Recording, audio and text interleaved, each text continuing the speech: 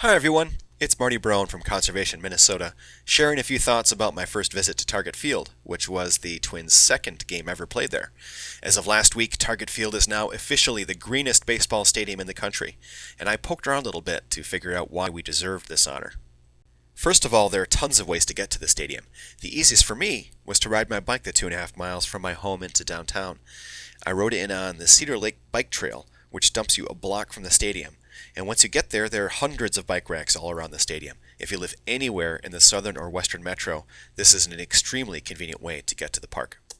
If biking's not your thing, Target Field is also the absolute epicenter of public transportation, with terminuses for both the North Star commuter rail and the Hiawatha light rail line.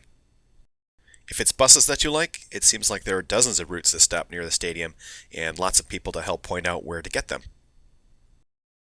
And then there's the North Star rail line, which stops right under Target Field, and it seemed like a great way for people in the Northwest Metro to get to the games.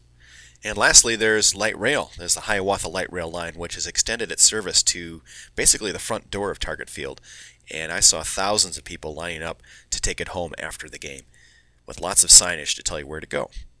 Okay, now on to the inside of the stadium. First of all, wow, what a gorgeous stadium. Now that we're playing outdoor ball again, I'll be going to a lot more games than I did before. And although I didn't make it to the home opener, this second game was still a day of many firsts. Most notably, it was the first game with rain. So I guess the big question is, what makes this stadium so green? The answer seems to be that there are a lot of things that you might not ever notice with the naked eye. So for instance, this foul pole is made out of recyclable metals.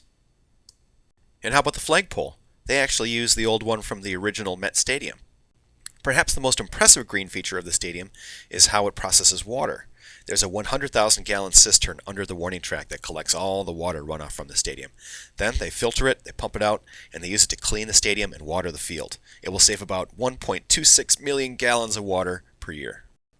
You'll also notice recycling bins just about everywhere in the stadium. And when I took this picture, a man stopped me and said, I don't get it. Why are you taking a picture of a recycling bin? I told him about all the green efforts in the stadium, and he seemed deeply inspired.